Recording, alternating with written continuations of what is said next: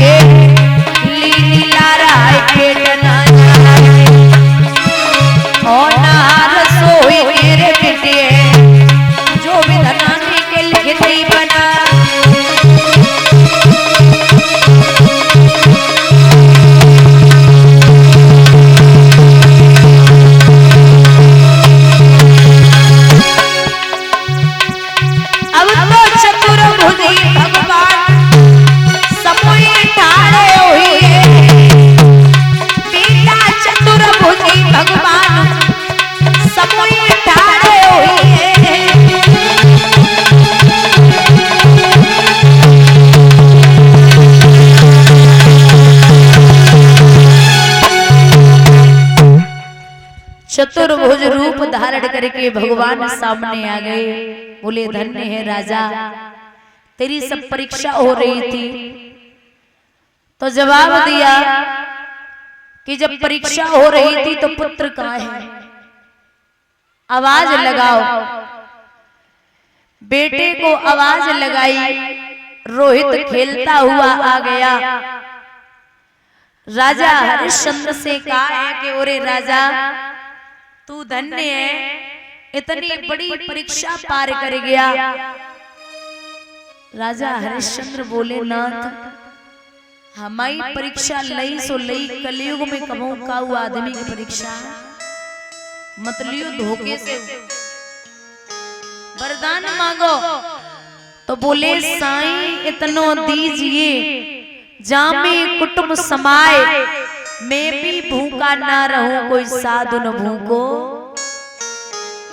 और आजकल भगवान आ जाते ना तो सीधी गाते सुन लो, साईं इतने दीजिए जैसे बैंक भर जाए, मैं भी भूखा ना रहूं कोई बाबा न द्वारे।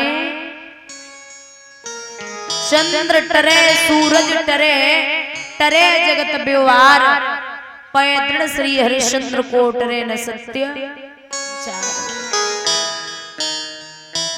मैया से कहा तू वरदान मांग ले, तो मां बोली है हे नाथ, जब जब धरती दे हरे जग में स्वामी,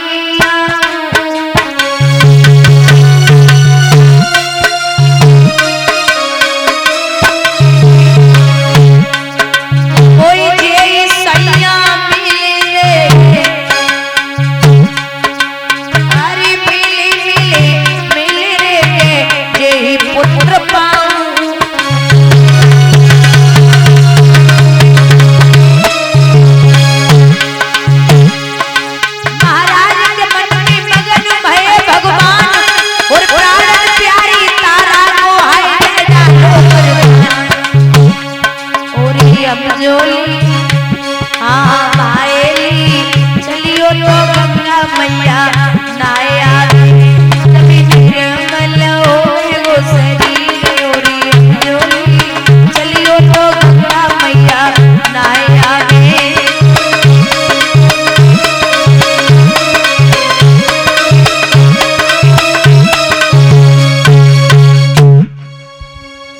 इस प्रकार से राजा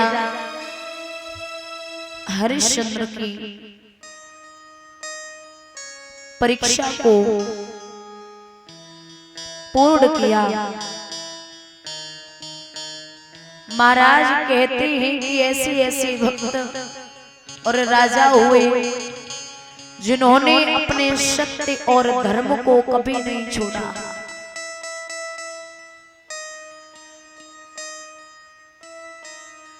संत या भक्त ऐसा होना चाहिए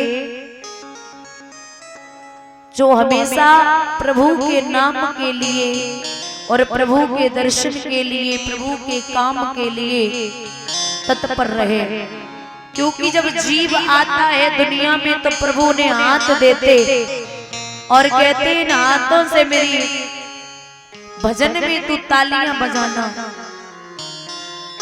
तो पैर दिए मेरे परिक्रमा करना, जिब्या दी मेरे प्रसाद का स्वाद लेना, नेत्र दिए मेरे दर्शन के लिए तू जाएगा तो देखेगा कहां से, तो नेत्र दे दिए, श्रवण कान दिए हैं श्रवण करने के लिए।